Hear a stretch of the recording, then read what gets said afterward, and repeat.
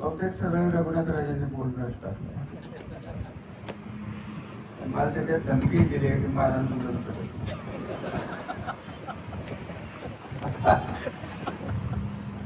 तुमच्या साक्षीने सगळं बोलले, तुम्ही काय बोलायला सांगितलं.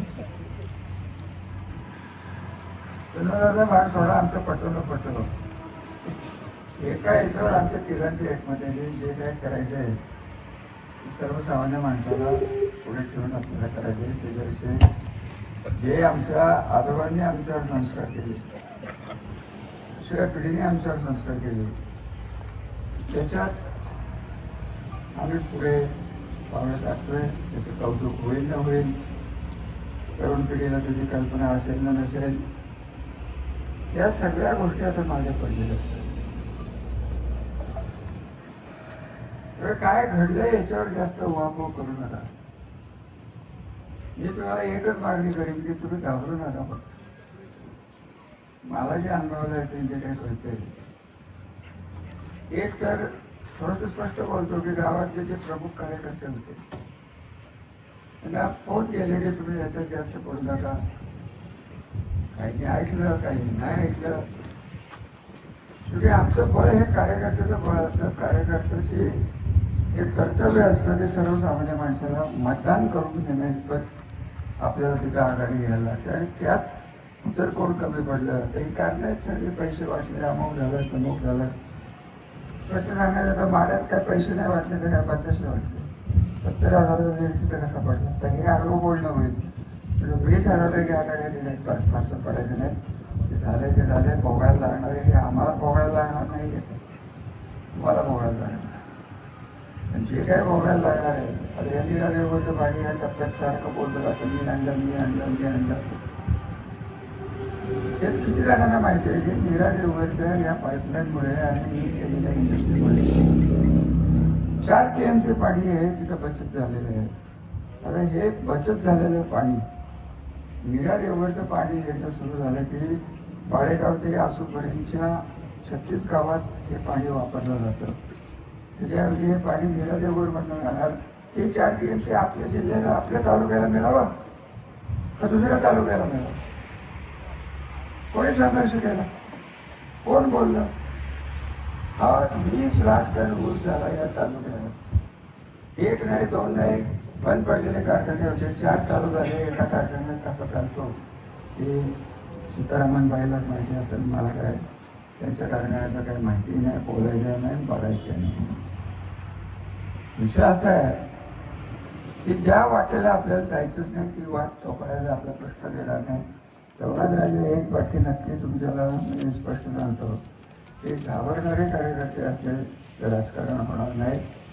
आज या कार्यक्रमात ज्या संख्येने तुम्ही लोक इकडं आला, ज्या संख्येने तुम्ही हे सगळं ऐकत बसलेला, मला हा शब्द मिळेल का की आमची गावं आम्ही दाबून ठेवू, मग आम्हाला पुढं जाण्याचा संघर्ष.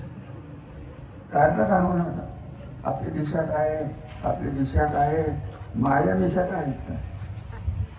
काय जे होती ते होईल ते माझ्यावर सोडा. कामाला लागा. लोकांची कामं होतात का नाही आजकाल माफ करा मला, पण कुठल्याच मीडियाच्याकडनं माझ्या काही फारशा अपेक्षा राहिली नाही. आता मीडिया नसताना आपण राजकारण केले, कारण मीडिया नसताना जे आपण करत होतो तो म्हणजे जनसंपर्क होता. गाव पातळीवर तुम्हाला दारावर बसलेलं लोक कळत होती, बोलत होती. त्याच पद्धतीने आपल्याला जायला पाहिजे आणि आमच्याकडे ते पोचवायला पाहिजे. सुदैवाने जे गेले आपल्या त्यांच्या मागे त्यांची गावं राहिलीच की नाही हे या इलेक्शनमध्ये दिसणार आहे. काही ठिकाणी काही लोकांनी प्रयत्न केले सांगायचे नेतृत्वात की ही जिल्हा परिषद पंचायत समिती जर रामराजांचा ग्रुप नसेल तर आपल्याला मिळणं अवघड आहे. आता पार्टीचा प्रश्न नाही आहे. आमची भांडणं आहेत एक प्रवृत्तीची भांडणं आहेत. माझं बीजेपीचा अजिबात वाटत नाही, मी त्या भांडणीत पडत नाही. मी पहिल्या दिवसापासून तुमचा आमदार म्हणून काम केल्यानंतर डोक्यात एकच होतं की पाणी देणार त्याच्याबरोबर मी जाणार. तर तेच पाणी आजच्यापर्यंत सत्तेच्या पोटी सत्तेच्या माध्यमातून आपण दिलं. कोणी काम केलं कोणी नाही केलं तर योग्य वेळेस मी बोलणार आहे. यांनी जे काय एक मृगजळ केलंय की मी आणलं हे आणलं. आताच कोणतरी बोलतो ते धरणात झालं नसतं तर इथपर्यंत पाणी आलं असतं का? साधा विषय 66 किलोमीटर आंधोरीपर्यंत कराडवाडी का काय नाव आहे ते काय नाव विसरून तिथपर्यंत हे आलं. त्याच्या पुढे यांनी आणलं आणि आम्ही करत होतो पाईपलाईनचं. त्यांनी स्टे दिला नाही. काय काढत बसायचे? आणलं ना आण चल आमचं पाणी आम्ही जाऊन द्यायला नाही एवढं तर नक्की. माझा काही कुठल्या इतर जिल्ह्याच्या तालुक्याला विरोध नाही. मी नेहमी म्हणत आलोय विदर्भ असेल मराठवाडा असेल पश्चिम महाराष्ट्राचा दुष्काळी भाग असेल. अहो दुष्काळी आणि शेतकऱ्याची अडचणी एकच आहे ना. त्याच्यात भौगोलिक याचा प्रश्न येतो कुठे? तिकडे अतिवृष्टी झाली जे काही होणार आहे तेच तुमच्यात आमच्याकडे होणार आहे. जर बातमी आली पैठण तालुक्यात 50 कोटीचं नुकसान झालं. त्याला 50 कोटीचं नुकसान सरकार देते की नाही त्याच्यावर जर आपल्याला नाही मिळालं तर पुढं काय करायचं? कुठल्या पार्टीत जायचं? तर कोण कॉन्ट्रॅक्टर बसले असेल त्यांनीच मला सांगावं की बिलं नसतात. बसले नसतीलच कारण बहुतेक सगळे कॉन्ट्रॅक्टर पसरत झाले. काही विषय नाही आहे. काही विषय नाहीच. हे बसलंय अंकुशला पहिल्या बसत ते कमीचा कॉन्ट्रॅक्टर आहे. त्यांचं अजून आहेत ते कमीच. म्हणून ते तुम्ही सोडावं. ही पिटवाने एकच सांगेन की पिटवा आपण आपल्या संस्कारापासून लांब जायचं नाही.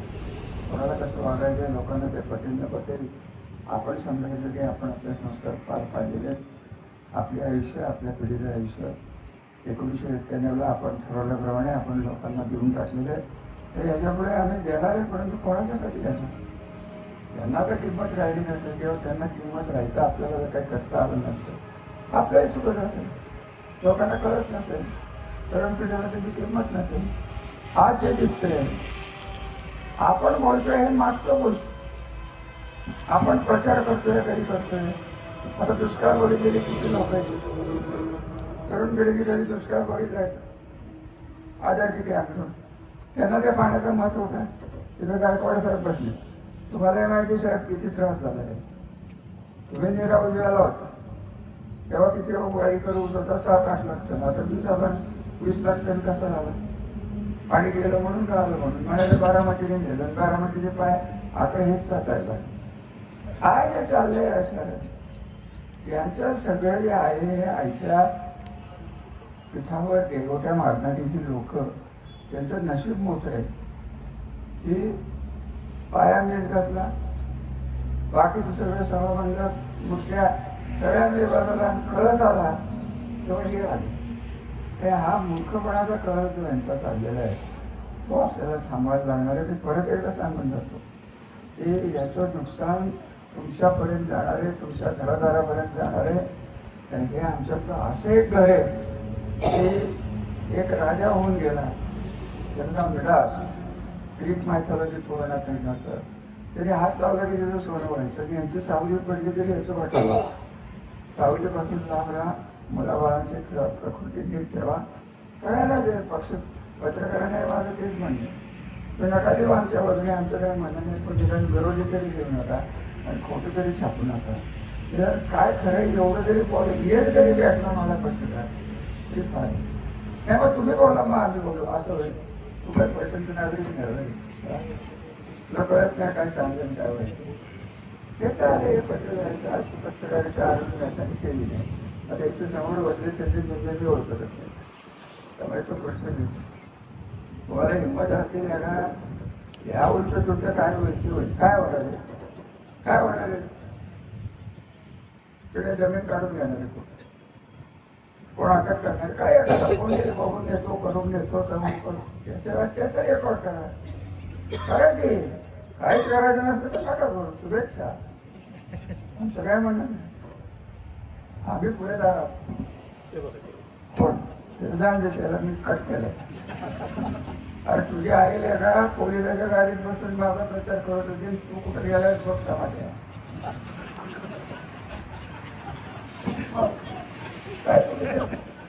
काय बघून आम्ही सहन करतो सांगतोय नको करू काय ऐकत. आम्ही रुद्र भटे तुला शुभेच्छा तुझं कल्याण हो तुझं आंतरराष्ट्रीय पातळीवर मीडिया सेंटर व्हावं, ट्रम्पच्या उजव्या हाताला आम्हाला तुला लढायचं. आमचं काही म्हणणं नाही, तुझंही केस कोणाचं काय असेल ते असेल, मला काही घेणं नाही.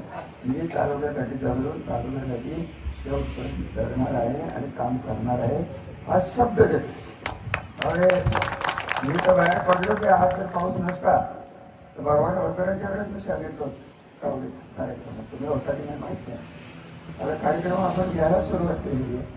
काही ना काहीतरी अडचणी होतात. फेब्रुवारी महिना संजूबाबांच्यावर गेले, त्याच्यानंतर मी आजारी पडतो. काहीतरी होत राहतं आपलं नशीब थोडं. कोण आपल्यावर काय काळी जादू करतो तर काय कोण बरं आपलं एक माझ्यावर एक प्रश्न होऊन गेले असतात. मला माहीत नसलं सांगतो खाजगी ते आत सगळ्यातनं त्याहून सुद्धा बोलणे चालू आहे. परंतु हे संकट राजकीय संकट नसून सर्वसामान्य माणसाच्या भविष्याचं आणि त्याचं अस्तित्व आणि सुखशांततेचं जे एक संस्कृती आपण या तालुक्यात तयार केली होती, या तालुक्यात ही संस्कृती संपणार आहे.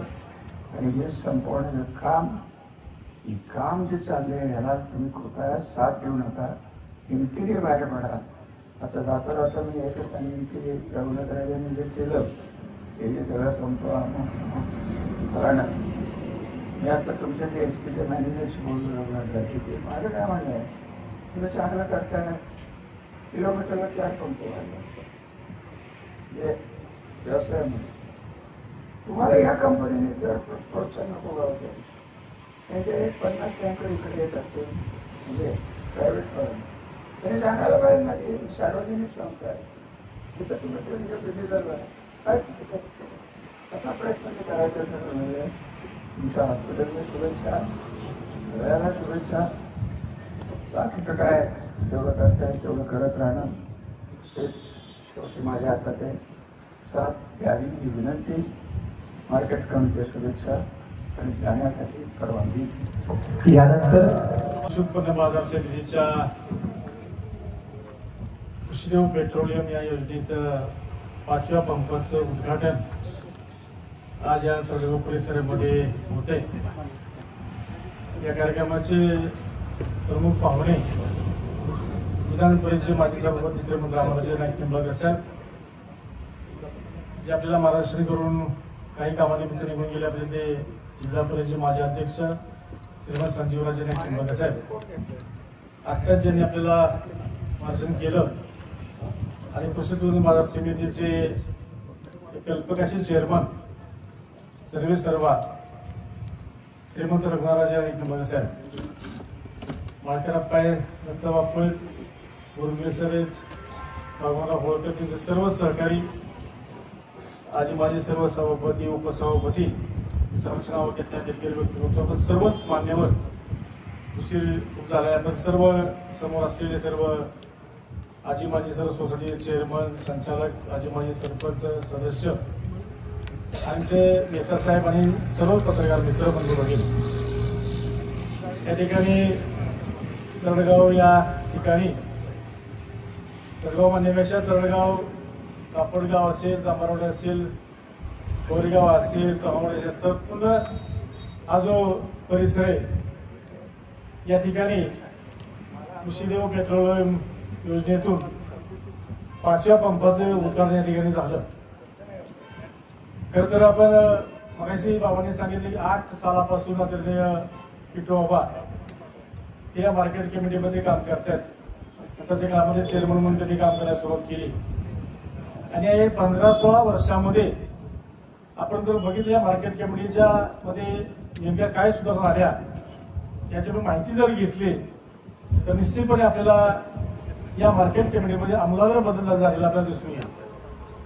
खरं तर मार्केट कमिटी मगाशी बाबांनी सांगितलं की शेतकऱ्याचा माल घेणे आणि तो व्यापाऱ्यांना देणे, शेतकऱ्याला योग्य दर देणे आणि शेतकरी व्यापारी यांच्यामध्ये मध्यस्थ म्हणून काम करणे हे प्रमुख मार्केट कमिटीचं काम असलं तरी सुद्धा त्यावर न थांबता या मार्केट कमिटीच्या माध्यमातून शेतकऱ्याच्या जीवनामध्ये क्रांती कशी होईल, शेतकऱ्याचं जीवन समृद्ध कसं होईल, शेतकऱ्याच्या जीवनामध्ये कायापालट कसा होईल हा खरं तर उद्देश मनाशी ठेवून पिंटू बाबांनी या मार्केट कमिटी सूत्र हातामध्ये घेतली आणि आज आपण 2025 सालामध्ये बघतोय त्या मार्केट कमिटीचा 5वा पंप सुरू होतोय. 32 लाखाचं उत्पन्न आतापर्यंत या 4 पंपातून झालं आणि भविष्यामध्ये आणखी 3-4 पंप त्यांनी सुरू करण्याचा मनोदय व्यक्त केलाय.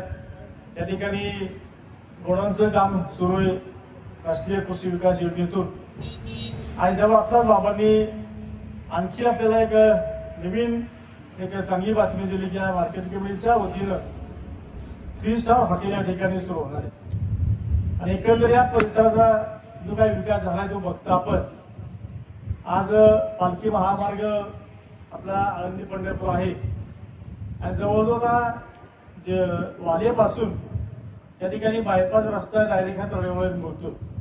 म्हणजे निरा असेल मधलं गाव कुठलं असेल त्या ठिकाणी हा रस्ता न जाता डायरेक्ट हा रस्ता तळेगावमध्ये येतोय.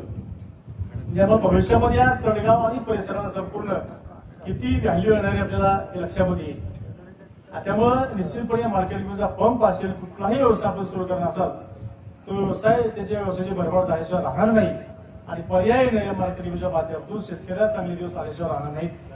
आणि म्हणून मनापासून आपल्या सर्वांच्या वतीनं या ठिकाणी टिटोब आणि त्या सर्व सहकाऱ्यांचं मनापासून त्याला धन्यवाद देतो की अतिशय कल्पक योजनेतून आपण हे काम सुरू केलंय. तर मार्केट कमिटी आता कुठली योजना आहे असं मला विचारलं आपल्याला सांगणं मुश्किल होईल. मेडिकल हॉस्पिटलचं काम काही दिवसामध्ये पूर्ण होईल. गोरगरिबांना पलटण तालुक्यामध्ये शेतकऱ्यावर येतो सकाळी तो माल घेऊन येतो उपास तापास देतो काही जवळ पैसे असतात नसतात अशा सर्वसामान्य शेतकऱ्याला 10 रुपयामध्ये शिवून भाडे देण्याचं काम जर कुणी करत असेल तर निश्चितपणे या योजनेचं मनापासून त्याला धन्यवाद मानले पाहिजे. अशा शेतकऱ्यांना उपास तापास न जाता 10 रुपयामध्ये जेवण मिळावं एक चांगला उद्देश ठेवून त्या ठिकाणी काम केलं. हॉस्पिटलचं काम काही दिवसामध्ये सुरू होईल. मध्यंतरी काळामध्ये कोविडमध्ये आपण बघितलं कोविडच्या काळामध्ये कितीतरी चांगलं काम त्या पेशंटसाठी लोकांसाठी त्यांनी टिटोबांनी केलं. ऑक्सिजन देण्यापासून इतर सर्व काम त्या ठिकाणी अनेक पेशंटचे जीव वाचवण्याचं काम या मार्केट कमिटीच्या माध्यमातून केलं गेलं. त्यामुळे शेतकरी म्हणले की आपल्याला सर्वांना कल्पना शेतकरी म्हणजे सर्वात जास्त शेतकरी अडचण जर कुठली असेल तर विजेची अडचण असते. लाईटच्या आजही लाईटच्या अडचण आपल्याला आहे. जर सरकारने वीज बिल जरी माफ केला तसं तरी सुद्धा वीज वेळेत मिळते असं आपल्याला खात्रीने सांगता येत नाही. 8 तास वीज आपल्याला शेतीसाठी आहे पण 8 तास आपल्याला कंटिन्यू मिळते हे आपल्या सर्वांना माहिती आहे. त्यामुळे शेतीच्या बाबतीमध्ये सर्वात अडचणी किंवा तक्रारी कुठल्या असतात त्या एमएससीबीच्या असतात आणि त्यासाठी एमएससीबीच्या तक्रारी सोडण्यासाठी रामराज साहेबांच्या नावाने शेतकरी निवारण केंद्र त्या मार्केट कमिटीच्या माध्यमातून बाबांनी सुरू केलं आणि कित्येक शेतकऱ्यांचे प्रश्न हे सोडण्याचं काम हे मार्केट कमिटीच्या माध्यमातून झालं. पण हे काय काम मार्केट कमिटीचं नाही ते बाकीचं आम्ही लोकप्रतिनिधी असेल आमदार असेल जिल्हा परिषद असेल या सर्वांचं काम आहे.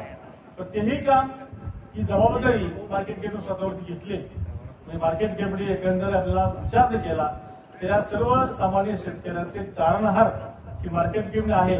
आणि कुणी शेतकरी सर्वसामान्य भविष्यामध्ये जर कुठल्या शेतकऱ्याला प्रश्न निर्माण झाला तो बाकी कुठे न जाता तो मार्केट कमिटीमध्ये येईल. याचं कारण त्या मार्केट कमिटी गेलं तर त्याचा शेतीचा प्रश्न सुटतो ही खात्री झाल्याशिवाय राहणार नाही. तेच काम खऱ्या अर्थाने हे मार्केट कमिटी करते. म्हणून आपल्या सर्वांच्या वतीनं आदरणीय बाबा त्यांच्या सर्व सहकार्यांना मनापासून मी धन्यवाद देतो. तुमची तरुण सर्व सहकारी आहेत असे चांगलं काम करतात. निश्चितपणे शेवटी तरुण सर्व क्षेत्रामध्ये तरुण या ठिकाणी आले आणि चांगले विधायक विचारले तरुण आले ते निश्चित राजकारणामध्ये सुद्धा चांगला बदल झाल्याशिवाय राहणार नाही. यासाठी सुद्धा आपण सर्वांनी काम केलं पाहिजे. मगाशी प्रवीण खताळ यांनी उल्लेख केला त्याचा पंपाचा कार्यक्रम आहे कृषी मार्केट कमिटीचा कार्यक्रम आहे.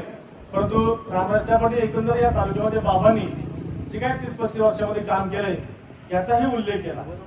त्याचा आता अलीकडच्या काळामध्ये कुणी कुठल्या कामाचा श्रेय घ्यायचा प्रयत्न करते परंतु खऱ्या आता निरादेव धरण असेल किंवा डोंबलकोळे असेल या धरणाचं काम पुनर्वसनाचं काम आणि संपूर्ण डोंबलकोळीचं कॅनलचं काम धरणाचं काम पूर्ण होऊन शेवटच्या टोकापर्यंत आंधोडपर्यंत कॅनल येण्याचं काम जर कुणी केलं असेल निरादेवचं काम हे वाघोशीपर्यंत कॅनलचं काम जर कोणी केलं असेल हे संपूर्ण काम कुणी जर केलं असेल तर ते रामराज सेवाजी दुसरं कुठलंही नाव नाही. आज आता कुणी काय म्हणते परंतु आपल्या समोर आमचे शेरोली बसतेत निरादेव ज्यांचं पुनर्वसन ज्यांचं गाव इथं आलं त्यांना कल्पना आहे की आजही पुनर्वसनाची कुठली लोक असतात त्या लोकांचे प्रश्न मागच्या 8-10 महिन्यामध्येच रामराज साहेबांनी तत्कालीन मंत्री मदत पुनर्वसन अनिल पाटील यांच्यासोबत मिटिंग घेऊन त्याने राहिलेचे काय प्रश्न पुनर्वसन लोकांचे होते तेही सोडण्याचा प्रयत्न केला. म्हणजे मला सांगायचा उद्देश आहे की हे सर्व केलं ते काय सहज झालेलं नाही. त्या पाठीमागे अतिशय कष्ट यातना आहेत. मगाची पिठवणी उल्लेख केला अनेक मान आपण सरकार लागले पण शेवटी जे व्रत हातामध्ये घेतलंय राजकारणाचं व्रत आहे ते व्रत कायम हातामध्ये घेऊन ते कुठल्याही परिस्थितीमध्ये न सोडता न डबकता शेवटी लोकांचं हित हे जोपासलं पाहिजे हीच भूमिका आहे संस्कार त्यांच्यावर आहेत आणि म्हणून हे काम होऊ शकलं. आणि म्हणून मी अलीकडच्या काळामध्ये पुढेही श्रेय घ्यायचा प्रत्येक जनतेला पूर्णपणे माहिती आहे. फक्त आपण या तरुण पिढीपर्यंत हे काम पोहोचवलं पाहिजे तरुण पिढीमध्ये सामावून घेतलं पाहिजे आणि काम बाबा आता ही जबाबदारी तुम्हीच घ्या. तुमचे मार्केटिंगचे काय सर्व तरुण पिढी त्या सर्व लोकांनी ही जबाबदारी घ्यावी आणि हे काम लोकांच्या पर्यंत जाऊन पोहोचून विशेषतः तरुणांच्या पर्यंत जाऊन पोहोचून कशा रीतीनं रामराज साहेब राजघराणा असेल सर्वांनी काम केले ते काम लवकर पोहोचवलं. मी एकच सांगेन की या ठिकाणी 5वा पंप झाला भविष्यामध्ये आणखी पंप होतील. एकूणच रामराजांच्या महाराष्ट्राखाली बाबांच्या महाराष्ट्राखाली आणि पेट्रोलच्या कल्पक नेतृत्वाखाली या मार्केटिंग काम अतिशय उत्तमपणे काम चालू आहे. मला ते गेल्या 3-4 वर्षामध्ये सारखं आपल्या पेपरला नाव येते याच्यापूर्वी काही नाव येत नव्हतं आलं तर ते चुकीच्या कामासाठी येत असेल परंतु चांगल्या कामासाठी हे नाव येते. दुसरा क्रमांक आपल्या कोल्हापूर विभागामध्ये या ठिकाणी येतोय. हे नंबर येतो म्हणजे त्या वशिला नाही तर बाकीचे पुरस्कार वशिला मिळतात परंतु हे पुरस्कार वशिला मिळत नाहीत. खरं काम आहे आणि त्यामुळे खऱ्या अर्थाने मी मनापासून आपल्या सर्वांच्या वतीनं विठोबा यांच्या सर्व सहकार्यांचा मनापासून आभार मानतो धन्यवाद देतो. असंच काम भविष्यामध्ये आपलं राहावं. आमच्या महाराज साहेबांच्या सहित सर्वांचं निश्चितपणे आशीर्वाद तुमच्या पाठीशी राहिलेत काही शंका नाही आणि विशेषतः शेतकऱ्याचा आशीर्वाद आपल्या पाठीशी कायम आहे हे विसरू देऊ नका एवढं या ठिकाणी सांगतो. या चांगल्या कार्यक्रमाला मला बोलवल्याबद्दल आपल्या सर्व संचालक मंडळाचे मनापासून आभार मानतो. थांबतो. जय हिंद जय व्यासपीठासमोरील सर्वच मान्य. मला वाटतं 2008 पासून त्या ठिकाणी रघुनाथराजे चेअरमन या नात्याने काम करतात आणि एकंदरीतच आपण मार्केट कमिटी ही नेमकी कशासाठी असते आणि ज्या उद्देशाने मार्केट कमिटीची स्थापना करण्यात आली होती तो उद्देश ह्या मार्केट कमिटीने निश्चितपणे आज आपल्याला यशस्वी करून दाखवण्याचं चित्र आज दिसत आहे. शेतकऱ्याच्या दृष्टिकोनातून मार्केट कमिटी सर्वात महत्वाची. मार्केट कमिटी ही शेतकरी आणि व्यापारी यांच्या मधला दुवा असतो. शेतकऱ्याचा माल जो येतो त्याला योग्य दर त्या ठिकाणी मिळावा हा एक प्रमुख उद्देश त्या ठिकाणी मार्केट कमिटीचा असतो आणि त्याचबरोबर आलेल्या मालाला त्या ठिकाणी ठेवण्यासाठी त्या ठिकाणी साठवणूक करण्यासाठी गोडाऊन्स असावे असाही दृष्टिकोन मार्केट कमिटीचा असतो. पण याच्या थोडंसं बाहेर जाऊन हे तर कामं केली पण त्याच्या थोडंसं बाहेर जाऊन या मार्केट कमिटीच्या माध्यमातून आपल्याला शेतकरी मार्केट कमिटीत काम करत असणारा जो कर्मचारी वर्ग असतो मोठ्या प्रमाणामध्ये त्या ठिकाणी आम्हाला मापाडी असतात आणि त्याचबरोबर व्यापारी या तिघांचाही कसा त्या ठिकाणी फायदा होईल आणि त्यांना काम करणं जास्ती सुखकर कसं होईल अशा दृष्टिकोनातून गेल्या अनेक वर्षापासून मार्केट कमिटीचं कामकाज आपण पाहत आहोत. त्याचबरोबर शेतकऱ्यांना जे काही प्रश्न येतात मग ते महसूल संदर्भात असतील पोलीस स्टेशनच्या संदर्भातले असतील किंवा अन्य कुठल्याही सरकारी कर्मचाऱ्यांच्या सरकारी ऑफिसेसच्या संदर्भातले असतील त्या ठिकाणी ही मार्केट कमिटी ते प्रश्न सोडवण्याच्या दृष्टीने सुद्धा त्या ठिकाणी कटिबद्ध असलेली आपल्याला दिसते. त्याचप्रमाणे कमीत कमी खर्चामध्ये त्या ठिकाणी भोजन त्या ठिकाणी येणाऱ्या शेतकऱ्यांना आणि त्या ठिकाणी असलेल्या कर्मचाऱ्यांना हमाल मापाडी त्यांना मिळावा अशा दृष्टीने त्यांनी प्रयत्न केला आणि वेटनरी हॉस्पिटलला सुद्धा शेवटी आम्ही हुडकून कंटाळलो. शेवटी मार्केट कमिटीने जागा दिली आणि त्या ठिकाणी चांगलं त्यामुळे वेटनरी हॉस्पिटल सुद्धा त्या ठिकाणी आज उभं करता आलं. कोविडमध्येही अत्यंत उत्तम प्रकारचं काम त्या ठिकाणी मार्केट कमिटीच्या माध्यमातून त्या ठिकाणी झालं. ही सर्व कामं या मार्केट कमिटीच्या माध्यमातून आपल्या सर्वांच्या समोर आहे. म्हणजे खऱ्या अर्थाने मार्केट कमिटीने कसं काम करावं याच्या दृष्टिकोनातून श्रीमंत रघुनाथराजे आणि त्यांच्या सर्व सहकार्यांनी विशेष प्रयत्न करून त्या ठिकाणी सर्वसाधारण शेतकऱ्याला आणि अंमल मापाड्याला व्यापाऱ्याला सुद्धा त्या ठिकाणी फायदा कसा होईल असा दृष्टिकोन ठेवून काम करत असताना आपल्याला ते दिसत आहे. आणि त्याचाच परिपाक म्हणजे या ठिकाणी आज उत्तम पैकी त्या ठिकाणी पेट्रोल मार्केट कमिटीच्या माध्यमातून आपल्याला या ठिकाणी या भागातल्या सर्व शेतकऱ्यांना आणि जे कोणी या ठिकाणी येतील पेट्रोल डिझेल विकत घेण्याकरता येतील त्यांना मिळणार आहे. परंतु त्याचबरोबर महत्वाचा विषय म्हणजे शेवटी कुठलीही संस्था असली की ती संस्था चांगली चालवण्यासाठी त्या ठिकाणी पैसे लागतात आणि त्या ठिकाणी वित्त तयार करण्याच्या दृष्टीने आपल्या पेट्रोल पंपाचा मार्केट कमिटीला फार मोठा उपयोग होणार आहे. आता तर तुमच्या सेक्रेटरी श्री सोनवळकर साहेबांनी सांगितलं की आम्हाला 4 पंपामधून 32 लाख झाले. हा तुमचा 5वा आणि 6वा आल्यानंतर 50 लाखाच्या पुढचा टप्पा तुम्ही नक्कीच ओलांडणार असा मला विश्वास आहे. आणि त्याचा फायदा हा शेतकऱ्यांना जे पैसे जे येतात मार्केट कमिटी त्याचा मोबदला शेतकऱ्यांसाठीच आणि हमाल वापरांसाठी करताना आपल्याला दिसत आहे. एक अत्यंत चांगला उपयुक्त अशा प्रकारचा कार्यक्रम या ठिकाणी घेण्यात आलेला आहे. मी मार्केट कमिटीला मनापासून या ठिकाणी रघुनाथ राजे त्यांच्या सर्व सहकार्यांना मनापासून या ठिकाणी शुभेच्छा देतो. पालखीचं प्रस्थान आपल्या दृष्टीने ज्ञानेश्वर महाराजांची पालखी पलटणकडून जाते आणि प्रस्थान झालेले काही दिवसातच मला वाटतं 27 तारखेला फलटण तालुक्यामध्ये पालखीचं आगमन होणार आहे आणि त्याच्याही संबंधाने सातत्याने मार्केट कमिटी पालखीच्यासाठी त्यांचं सहकार्य नेहमीच असतं. आता इथून पुढच्या काळात तर आता तुमचं तरडगाव पालखीचा मुक्काम असणार आणि तुमचं आता कामकाज चालू झालेलं आहे. अनेक वर्षांपासून ही जागा मार्केट कमिटीला दिलेली होती.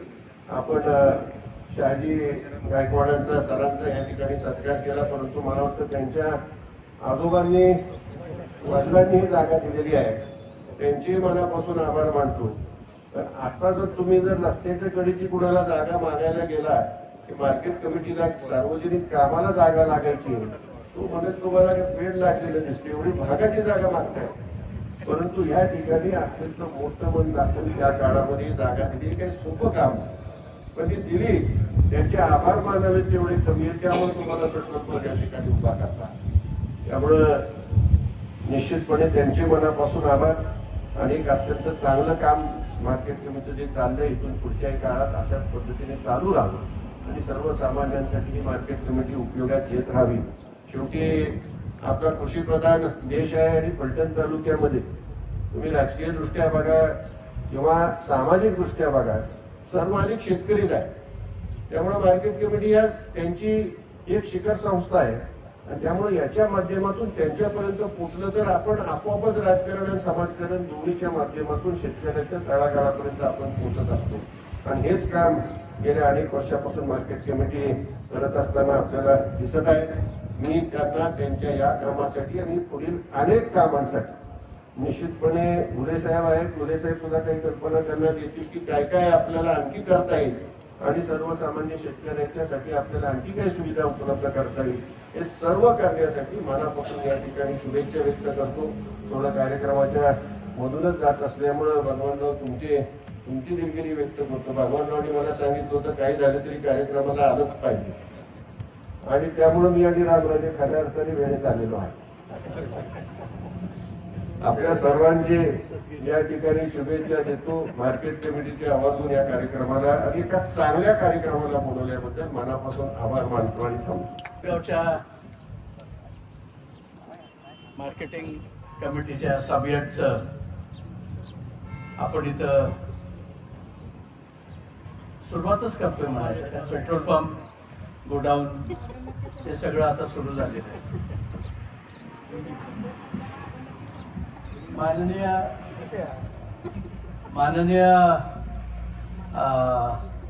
रामराजे साहेब, माननीय आमदार साहेब,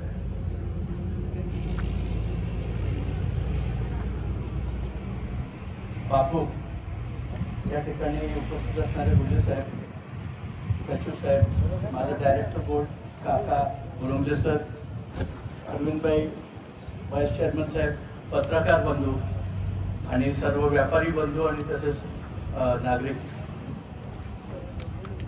मला आज या ठिकाणी समाधान वाटते की हा 5वा पेट्रोल पंप चालू होतोय आणि 6वा पेट्रोल पंप ऑगस्टमध्ये चालू आहे. त्याच्यानंतर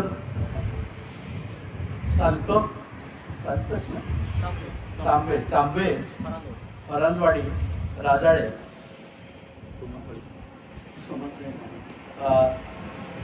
हे पंप चालू होतील आणि मग कृषी उत्पन्न बाजार समितीचं हे पेट्रोल पंपाचं पेट्रोलियम, कृषीदेव पेट्रोलियम हे वेगळं.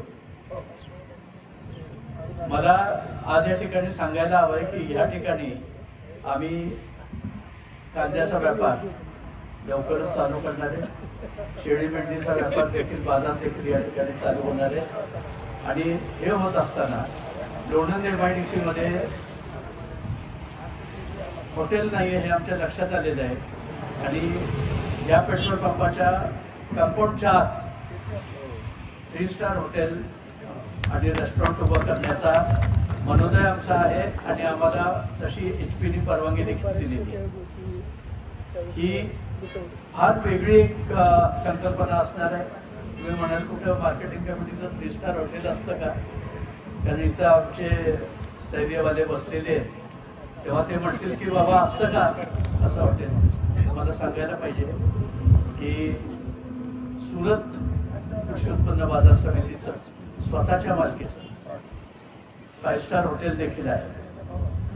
आणि जर याचा विचार केला तर मार्केटिंग कमिटीला कुठूनही 5 रुपये उत्पन्न नाही आहे शासनाकडून 1 रुपया अनुदान यांना येत नाही. त्याच्यामुळं यांचं भाडं हे एकमेव साधन आहे उत्पन्नाचं. आणि हे उत्पन्नाचं साधन जो मारायचा प्रयत्न करेल तो ह्या मार्केटिंग कमिटीचा शत्रू आहे असं मी समजतो. मग तो चेअरमन असो, व्हाईस चेअरमन असो, तालुक्यातला नेता असो, आमचा कोणी हितसंबंधी असो किंवा कुणी असो, 5 पैसे मार्केटिंग कमिटी भाडं कोणाचंही कमी करत नाही. त्याचं कारण असं आहे की जर तुम्हाला शेतकऱ्यांना सुविधा द्यायच्या असतील, शेतकऱ्यांचे प्रश्न सोडवायचे असतील तर मार्केटिंग कमिटीचं भाडं कमी करणे हा त्यातला मार्ग नाही. आज हा पेट्रोल पंप इथं उभा दिसतो, परंतु ह्या पेट्रोल पंपाच्या समोरचे एका ओळीतले सगळे गाळे, सगळी जमीन घेऊन टाकलेली होती मागच्या मॅनेजमेंटने. इथं 1 गुंठा सुद्धा शिल्लक नव्हता आणि रोडची फ्रंट कुठेही शिल्लक नव्हती. ही आम्ही फ्रंट परत मोकळी करून घेतली आणि घेतलीच तर कॉम्पन्सेशन देखील शासनाकडून त्याचं घेतलं. अशा पद्धतीने हा पेट्रोल पंप आज इथं उभा राहिलेला आहे. बरडचा पेट्रोल पंप, बरोडची जागा 1 गुंठा सुद्धा रोडला शिल्लक नाही. अशा परिस्थितीमध्ये ते गाळे पुन्हा एकदा पाडले. 100 वर्षाच्या कराराने गाळे गेलेले होते. 150 रुपये महिना भाडं. कधी 100 रुपये व्हायचे आणि कधी 100 वर्ष पूर्ण व्हायची आणि गाळ्याचे 1 लाख रुपये कधी फिटायचे हा सगळ्यात मोठा प्रश्न होता. आणि त्याच्यातून आम्ही हा मार्ग काढला. बरडची देखील फ्रंट ओपन करून घेतली आणि बरडमध्ये सुद्धा संघर्ष करून लोकांच्या शिव्या खाऊन संबंध बोर्डाने या मार्केटिंग कमिटीचं चांगलं केलं. फलटणच्या गाळेधारकांनी किती त्रास दिला 16 सालापासून हे आम्ही भोगतोय, पाहतोय, अनुभवतोय. त्याच्यातून मार्केटिंग कमिटीचं आर्थिक नुकसान किती झालं हेही पाहतोय. आणि हे जर झालं नसतं तर मार्केटिंग कमिटी आज 5-7 कोटीच्या आसपास पुढे असतील किंवा जास्ती नाही, परंतु 5-7 कोटीपर्यंत निश्चित तिचं उत्पन्न गेलं असतं. कुणी आंघोळी केल्या, कुणी संडासला गेला, कुणी भोंगळा झाला. अजून हा सगळा प्रकार जो मार्केटिंग कमिटीच्या बाबतीत झालाय तो केवळ आणि केवळ न बघवलं गेल्यामुळे झाला. कृषी उत्पन्न बाजार समिती सारखी एक छोटीशी संस्था केवळ माइंड ऍप्लिकेशनमुळे पुढे गेलेली आहे. आणि माझ्या बोर्डाचं करावं तितकं कौतुक थोडं आहे. माझ्या कुठल्याच बोर्डाने, कुठल्याच डायरेक्टरने मला कधीच त्रास दिला नाही. परंतु माझं पहिलं बोर्ड असं होतं की डान्स बार मध्ये उडवावेत तसे पैसे ऑफिसमध्ये उडवले गेले होते. डान्स बार मध्ये उडवावेत तसे पैसे ऑफिसमध्ये उडवले गेले. 2 गाळे विकले आणि त्याचे पैसे डायरेक्टर बोर्डात वाटले. मी परत येऊन मला अयोग्य वाटलं. मी परत आल्यानंतर संजूबाबांना ही गोष्ट सांगितली. त्यावेळेला संजूबाबा म्हटले की तिथल्या तिथं तू कानठाळात का नाही मारली.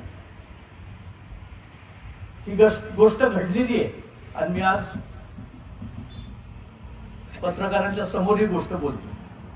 हे सगळं थांबलं म्हणून मार्केटिंग कमिटीचं स्वरूप दिसायला लागलेलं आहे.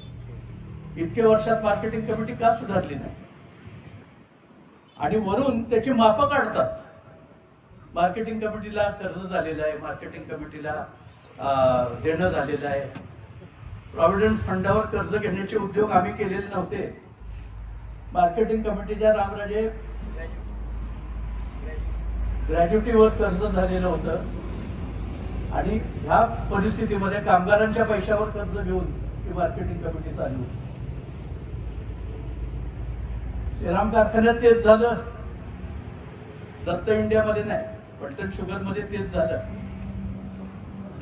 प्रॉव्हिडंट फंडावर सुद्धा कर्ज घेतलं गेलं आणि कामगारांना हरताळ चुना फासला गेला.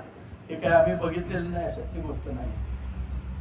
परंतु रामरायांचा संस्कार आमच्यावर असल्यामुळे आम्ही हे पैसे भरून टाकण्याचा प्रयत्न केला आणि आम्हाला हे पैसे भरून टाकायला कुठलाच सचिव तयार नाही. शेवटी देशमुख नावाचे एक प्रभारी सचिव होते आणि त्यांचा माझ्या बोर्डावर आणि या कृषी उत्पन्न बाजार समितीवर प्रचंड उपकार आहे की त्यांना आम्ही सांगितलं आम्ही तुमचा मुलगा घेतो परंतु हे पैसे भरून टाका, हा गुन्हा आहे. आणि ते पैसे त्यांनी भरून टाकले. त्यांचा मुलगा आम्ही घेतला. तो मुलगाही आता अतिशय चांगलं काम करतो. ह्या गोष्टी अशा विचित्र गोष्टींच्यातून ही मार्केटिंग कमिटी गेली. ही कृषी उत्पन्न बाजार समिती व्यवस्थित दिसेल या दृष्टीने आम्ही पुष्कळ प्रयत्न केला. आणि मला आपल्याला एक सांगायला हवंय की कृषी उत्पन्न बाजार समिती म्हणजे पणन हे एक खातं असं आहे जे अनफोल्डच झालेलं नाही. पणन हे जर खातं अनफोल्ड केलं तर शेतकरी आत्महत्या रोखण्यासाठी याचा उपयोग होऊ शकतो. हा पॉइंट आम्ही सांगून पवारसाहेबांना सांगण्याचा फार मोठा प्रयत्न केला. दुर्दैवाने ते गव्हर्नमेंट गेलं म्हणून ते झालं नाही. नाहीतर पवारसाहेबांना आमचा संबंध रिपोर्ट मान्य झाला होता, त्यांना पटला होता. बाळासाहेब पाटलांना देखील तो रिपोर्ट पटला होता. या ठिकाणी उभा असताना मी सुभाष देशमुख जे माजी मंत्री होते पणनचे ते बाळासाहेब पाटील आणि पवारसाहेब यांचं आभार मानल्याशिवाय माझं कुठलंच आभाराचं काम पूर्ण होईल असं मला वाटत नाही. मला या ठिकाणी मुद्दाम सांगायला हवंय की रामराजांनी ज्या पद्धतीने मार्केटिंग कमिटीला कायम साथ दिलेली आणि कायम याच्यातून मार्ग काढून दिलाय अडचणीतून, हा आम्ही अनुभवलेला आहे. आणि केवळ ते होते म्हणून ही मार्केटिंग कमिटी आज सुरक्षित आहे आणि अजूनही चांगली होणार आहे. या ठिकाणी तुम्हाला मोठी उलाढाल झालेली या ठिकाणी दिसणार आहे. कृषी उत्पन्न बाजार समिती फलटणचा कांदा मार्केट या ठिकाणी, शेळी मार्केट या ठिकाणी चालू झालेलं तुम्हाला पुढच्या 6 महिन्यात दिसेल, ही ग्वाही देतो. संजूबाबांचा गोवंश सुधार हा जो गोविंदचा कार्यक्रम आहे त्या कार्यक्रमात गोविंद जवळ आता जवळपास 7-8 हजार गायी आहेत आणि गायींचा बाजार हा कृषी उत्पन्न बाजार समिती मुख्य बाजाराच्या ठिकाणी चालू करणार आहे. गाय घ्यायची झाली की पंजाबला जायचं, गाय घ्यायची झाली की बँगलोरला जायचं, असं परिस्थिती आता राहणार नाहीये. गाय घ्यायची झाली तर आता फलटणला यायचं, अशीच परिस्थिती निर्माण होणार आहे. कारण गोविंदचा जो गोवंश सुधार जो कार्यक्रम आहे तो संबंध महाराष्ट्राला आदर्श असा कार्यक्रम आहे आणि त्याचा फायदा या मार्केटिंग कमिटीला होणार आहे याची मला खात्री वाटते. मी रघुनाथराजे नाईक निंबाळकर ह्या नात्याने संजूबाबा रामराजांचा भाऊ म्हणून बोलतो. मला अभिमान वाटतो यांच्या अंडर काम करायला. संजूबाबा माझ्यापेक्षा धाकटे आहेत परंतु त्यांच्या अंडर काम करत असताना मला समाधान वाटतं. रामराजांच्या अंडर काम करत असताना मला रामराजांचा अतिशय अभिमान वाटतो. परंतु गोष्ट अशी आहे की ह्या सगळ्या वातावरणामध्ये जो काही पराजयाचा पट्टा रामराजांच्या कर्तृत्वाला फलटण तालुक्याने नकळत लावला तो निरंतर माझ्या तरी जिव्हारी लागला. तालुक्यावर प्रेम करावं लागतं, संस्थेवर प्रेम करावं लागतं, त्यावेळेला संस्था सुधारते. स्थैर्यावर तुम्ही प्रेम करता म्हणून स्थैर्य सुधारले. हे गंधवार्तावर प्रेम करतात म्हणून गंधवार्ता सुधारली. तीच परिस्थिती आमची आहे. आणि आम्हाला आमच्या आजोबांनी शिकवलं होतं की राजघराण्यात जन्म घेतल्यावर दुसऱ्याचं पोरग शिकवण्याचं स्वप्न तुम्ही बघा, दुसऱ्याचं शेत भिजवण्याचं ध्येय तुमचं असलं पाहिजे. रामराजांच्या डोक्यात हाच मसाला भरलेला होता. म्हणून रामराजांनी घर कधी बघितलं नाही, भाऊ कधी बघितले नाही, मुलगा कधी बघितला नाही. आर्थिकदृष्ट्या स्वतःच कधी काही बघितलं नाही, परंतु संस्था, शेतकरी, श्रीराम कारखाना, दत्त इंडिया, शेतकरी, अहो बंगलेच किती उठले याचा कधी विचार केलाय का? आणि हे घडत असताना रामरायांच्या बद्दल कोणीतरी एक उठतो आणि म्हणतो की रामरायांनी कामच काय केलं, मी पाणीदार. अरे पाणीदार तू, आणि तू कारखाना कुठल्या पाण्यावर सुरू केला एवढं तर सांगतात. गोष्ट अशी आहे, लोक मोठ्या अभिमानाने सांगतात की आम्ही श्रीमंत आहोत. पहिल्या 3 खासदारांच्या मध्ये यांची गिनती होती.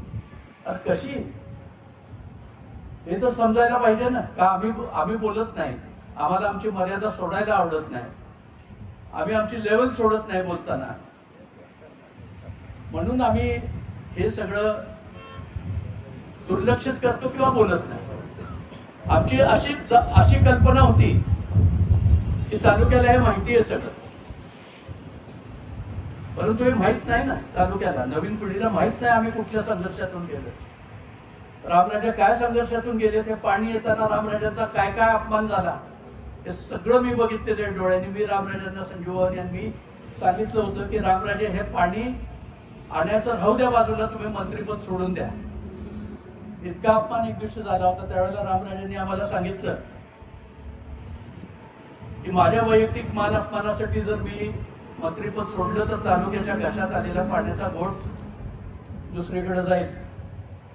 माझा वैयक्तिक मान अपमान महत्वाचा नाही, माझ्या तोंडावर जरी तो दुसरा माणूस थुंकला तरी कृष्णेच्या आलेल्या पाण्याने मी पाण्याने तोंड धुवून टाकेन, परंतु तालुक्याच्या घशातला पाण्याचा घोट मी जाऊ देणार नाही. हा रामराजे मी बघितलेला आहे. त्याच्यामुळे रामराजांच्या बद्दल अभिमान वाटल्याशिवाय मला राहत नाही. वास्तविक पाहता त्यांचा माझं फारसं पटत नाही. पटत नाही त्याचं कारण आहे, मी तुम्हाला सांगतो. एकदा मी मुंबईला बसलो आणि तिथे एक सिद्धी आला. कोण आला होता, कोण? आदर्श घोटाळावाला. आणि आदर्श घोटाळावाला आला आणि म्हटला की रामराजे मी तुम्हाला 2 फ्लॅट देतो, आणि यांनी घेतलेले आहेत त्याला बाहेर पाठवून दिला. मी रामराजांशी भरपूर भांडणं केली. साऊथ बॉम्बे मध्ये फ्लॅट मिळत असताना तुम्हाला काय अडचण होती? 6 महिन्यात तो सिंधी जेलमध्ये गेला.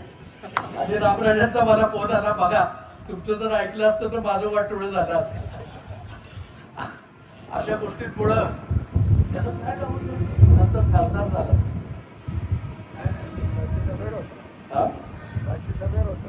राज्यसभेवर होता नंतर तो माणूस. अशी परिस्थिती झाली.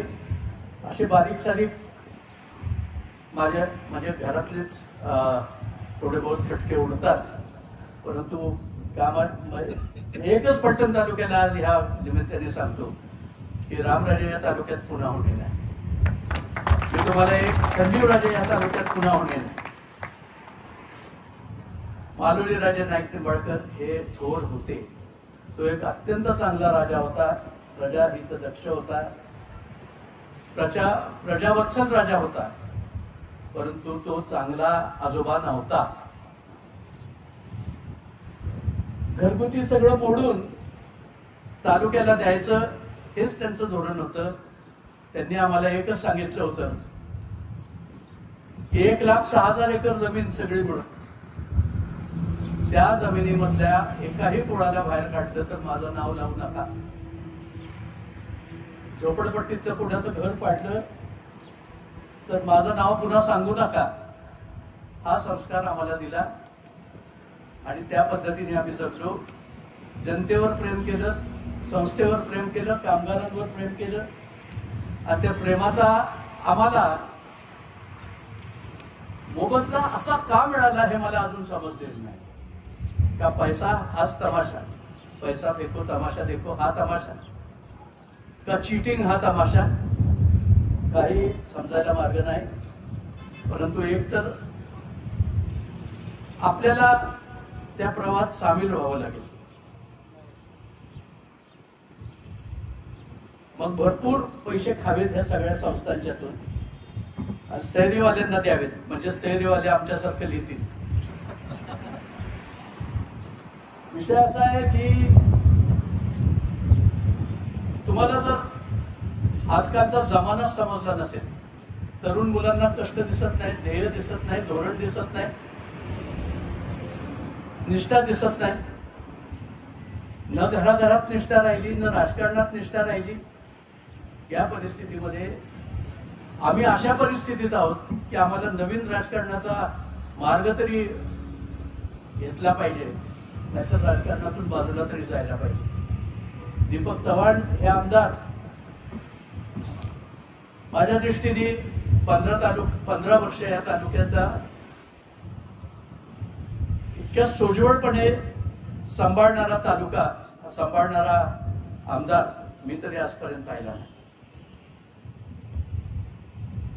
माण तालुक्यात काय व्हायचं ते तुम्ही पाहिलेलं आहे. माण तालुक्यात वाटोळं व्हायचं तालुक्याचं, मागे राहिला तालुका. दीपकरावच्या एकंदर आचरणामुळे, यांच्या संस्कारामुळे रामराजांना त्यांनी भरपूर सहकार्य केलं. दत्तासारखी मुलं आमच्या बरोबर आहेत, आमच्या बरोबर भगवान होळकरांसारखे आहेत, माझ्या तरुण डायरेक्टर सारखी खताळ आहेत, जगताप आहेत.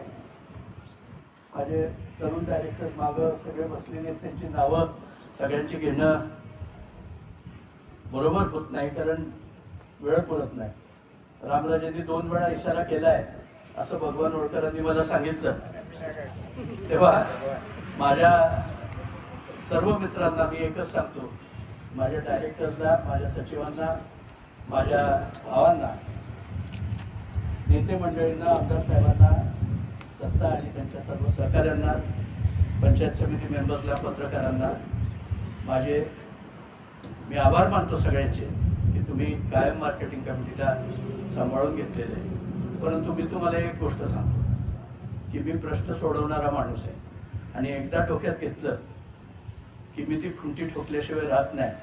मार्केटिंग कमिटीचा भाडेकऱ्यांचा प्रश्न मी सोडवणारच आहे आणि त्यात मला कुणी आडवं आलं तर माझ्यासारखा वाईट कुणी नाही, एवढं मात्र मी सांगतो. कारण ही संस्था जगली पाहिजे. या संस्थेला 6वा वेतन आयोग लागू आहे. आमचा पगार 1 रुपया राहता कामा नाही. आमची मोफत जेवण 10 रुपयाची जेवण चालू राहिली पाहिजे, गोरगरिबाला त्याचा फायदा व्हायला पाहिजे. हे जर असेल तर ह्या मार्केटिंग कमिटीचं उत्पन्न कुणीही तोडता कामा नाही, एवढं मात्र मी या ठिकाणी सांगतो. मला कुणीही फुकट प्लॉट मागू नका ही विनंती करतो आणि मी माझे 2 शब्द संपवतो. धन्यवाद. आपल्या परिसरातील ताज्या आणि महत्त्वाच्या बातम्या पाहण्यासाठी स्थैर्य न्यूज चॅनलला YouTubeवर सबस्क्राईब करा आणि बेल आयकॉन प्रेस करा.